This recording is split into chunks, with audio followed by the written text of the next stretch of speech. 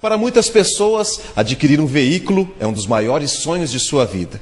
Mas o que muitas pessoas não se atentam é sobre as condições de financiamentos na hora de comprar seu veículo. Por isso que estamos aqui com Sandro Gregório, do Procon, que vai nos explicar como proceder no caso de você se sentir lesado na compra de um veículo financiado. Sandro, como que a gente pode proceder numa situação como essa? Bom, Márcio, é o seguinte, primeira coisa que o consumidor deve estar atento é o seguinte, é fazer o consumo de forma consciente.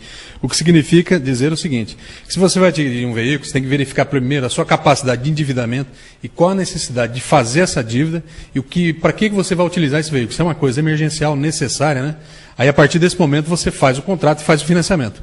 O que nós temos percebido é o seguinte, na hora que o consumidor faz a relação de consumo, na hora de assinar o contrato, nem sempre ele pega uma via desse contrato. É um direito dele, é uma relação de consumo bilateral. Então, os dois, ele deve exigir naquele momento que ele imprima uma via para ele depois questionar, se for necessário questionar esse contrato, tanto na Justiça bem como no Procon, ele já tem essa via. Então, nós temos atendido vários consumidores que não solicitam isso na hora da formação da relação de consumo, e aí tem que pedir aqui via o Procon acaba atrasando, né, aqueles objetivos que ele tem de emitir esse documento. Então, o consumidor deve estar sempre atento e seguir essas orientações, que com certeza vai ser uma relação de consumo mais segura.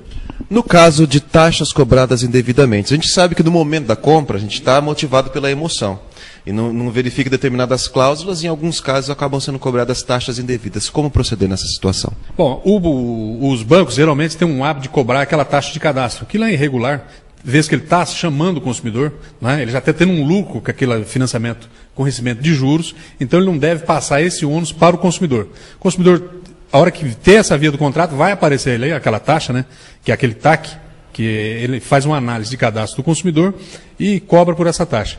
Então o consumidor deve trazer no Procon ou mesmo na Justiça, no Juizado Especial de Pequenas Causas, e entrar com um processo para requerer a devolução desse valor, que é irregular, né, por óbvio que o banco, o mínimo que ele tem que fazer é analisar o cliente antes de aceitá-lo como cliente e não deve custar cobrar dele essas despesas relativas a esse cadastro que ele faz. Em relação a comissões que são repassadas para garagens e outras empresas com veículos, ela é permitida ou não? Na verdade é o seguinte, todas as comissões, essas questões, o consumidor deve estar sempre atento e todas as informações inerentes a isso.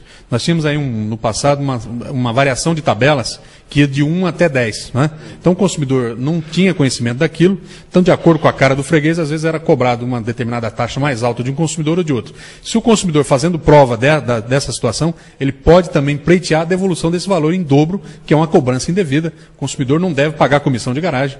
A garagem tem um lucro com a venda do veículo, né? A comissão que tradicionalmente ele já recebe, que é sobre o preço, e o banco tem que lucrar sim com os juros, que é relativo ao financiamento. Qualquer outra coisa diferente disso é ilegal e o consumidor deve buscar os seus direitos e buscar o ressarcimento disso.